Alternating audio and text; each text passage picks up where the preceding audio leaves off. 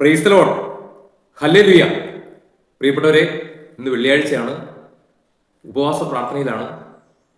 അങ്ങനെ ഇരുന്നപ്പോൾ ദൈവത്തിന്റെ പരിശുദ്ധാത്മാവ് എൻ്റെ മനസ്സിലേക്ക് ഒരു ഒരു ഓർമ്മപ്പെടുത്തൽ തന്നു. അവിടുന്ന് എൻ്റെ ശുശ്രൂഷ ജീവിതത്തിൽ അവിടുന്ന് എനിക്ക് നൽകിയ വലിയൊരു അനുഭവം. ഇന്ന് ആ ഒരു അനുഭവമാണ് ഞാൻ ഇന്ന് നിങ്ങളുമായിട്ട് പങ്കുവയ്ക്കുന്നത്. ഒന്ന് സ്കിപ്പ് ചെയ്ത് പോകാതെ മുഴുവൻ കേൾക്കുവാണെങ്കിൽ അത് നിങ്ങളുടെ ആത്മീയ ജീവിതത്തിന് കൂടുതൽ ഉപകാരപ്രദമാകും എന്ന് ഞാൻ കരുതുകയാണ്.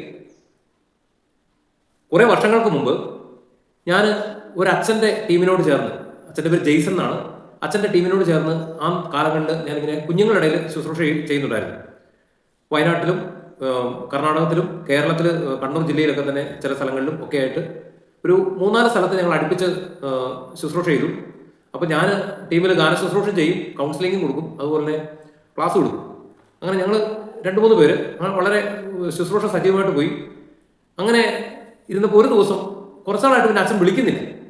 അങ്ങനെ ഇരിക്കുമ്പോൾ ഒരു ദിവസം രാത്രിക്ക് അച്ഛൻ വിളിച്ചിട്ട് പറഞ്ഞു, ബിച്ചേട്ടാ, ഞാൻ താമരശ്ശേരി ഉപനഗര കീഴിൽ നെല്ലിപ്പോയിൽ എന്ന് പറഞ്ഞൊരു സ്ഥലത്ത് ഒരു പിള്ളേരെ ധ്യാനിപ്പിച്ചുകൊണ്ടിരിക്കുകയായിരുന്നു. എൻ്റെ കുടുംബത്തിൽ മരണം നടന്നു. എനിക്ക് പെട്ടെന്ന് പോകണം, ധ്യാനം പൂർത്തിയാക്കാൻ പറ്റിയില്ല. 3 ദിവസം ധ്യാനമാണ്, ഒരു ദിവസം ആയുള്ളൂ. ബിച്ചേട്ടൻ ഇതൊന്ന് വന്നിട്ട് ഒന്ന് ചെയ്യാവോ?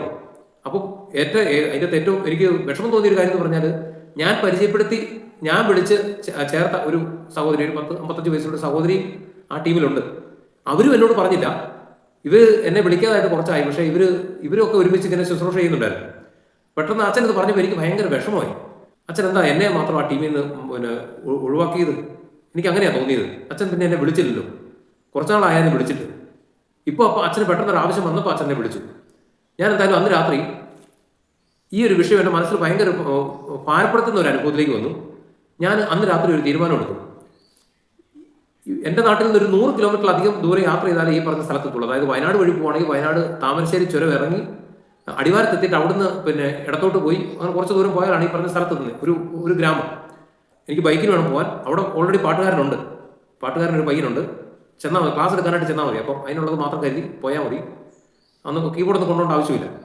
അപ്പോൾ ഞാൻ എന്തായാലും ഒരു കാര്യം തീരുമാനിച്ചു.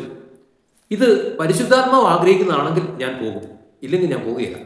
അന്ന് രാത്രി ഞാൻ എന്ത് ചെയ്തു, എൻ്റെ മൊബൈൽ ഞാൻ സ്വിച്ച് ഓഫ് ചെയ്തു.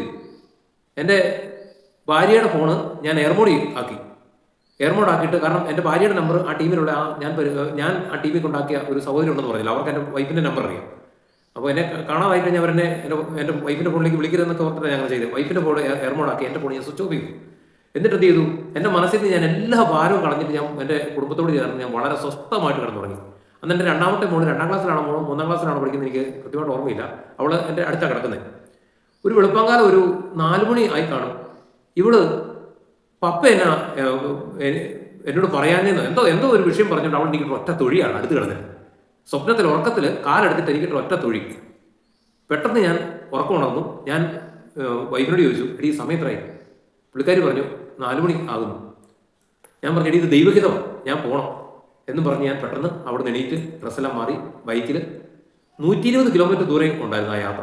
4 മണിക്കൂർ കൊണ്ട് ഞാൻ 8 മണി ആയപ്പോഴത്തേക്കും ഞാൻ ഈ പറഞ്ഞ ഇടവകയിലെത്തി. ശരിക്കും 3 ദിവസത്തെ എടുക്കേണ്ട മുഴുവൻ ക്ലാസ്സുകളും പിന്നെ തുടർന്ന് 2 ദിവസം കൊണ്ട്, കാരണം നമ്മളൊരു ധ്യാനം ചെയ്യുമ്പോൾ അതിൻ്റെ ഒരു പൂർണ്ണത വേണമല്ലോ, കുറേ ക്ലാസ്സുകളുണ്ട്. അങ്ങനെ 2 ദിവസം കൊണ്ട് ആ മുഴുവൻ ക്ലാസ്സും എടുത്ത് ആ ധ്യാനം ഒരു വൻ വിജയമായി മാറിയ ഒരു അനുഭവം. പ്രിയപ്പെട്ടവരെ, സുഭാഷിതങ്ങൾ 16:1 നമുക്കൊന്ന് വായിച്ചു കേൾക്കാം. ഇതുപോലുള്ള ഇത് ആത്മീയ തലത്തിൽ അല്ലെങ്കിൽ പോലും ദൈവഹിതത്തിന് വിപരീതമായിട്ട്, അതായത് ദൈവഹിതം നിറവേറ്റേണ്ടതായ ചില അനുഭവങ്ങൾ, ചില സംഭവങ്ങൾ നമ്മുടെ ജീവിതത്തിലും ഉണ്ടാകാം. അത് നിറവേറ്റാതെ നമ്മൾ മാറിപ്പോയപ്പോൾ നമ്മുടെ ജീവിതത്തിലുണ്ടായ അനുഭവങ്ങൾ, അതുപോലെ നിറവേറ്റപ്പെടേണ്ട ദൈവികതകൾ നമ്മുടെ ജീവിതത്തിൽ സംഭവിക്കാതെ പോയതോ അതിന് ശേഷം ഉണ്ടായ തെറ്റാനുഭവങ്ങൾ, അങ്ങനെ പല അനുഭവങ്ങളും നമുക്കുണ്ടാകാം.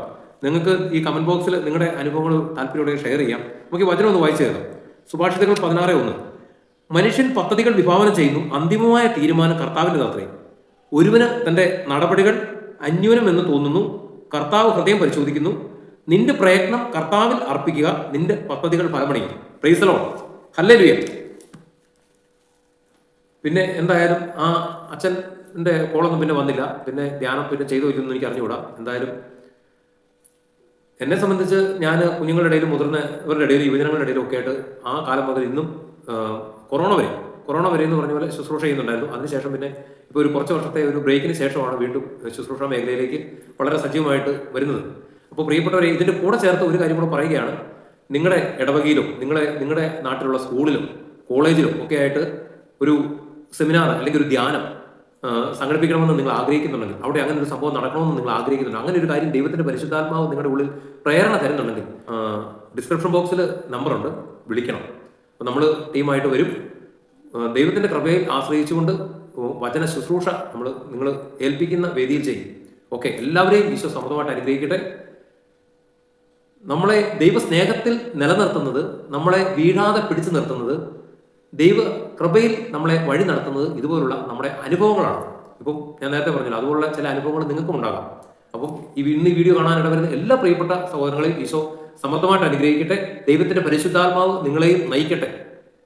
ഈശോ മിശിഹായിക്ക് സ്തുതിയായിരിക്കട്ടെ.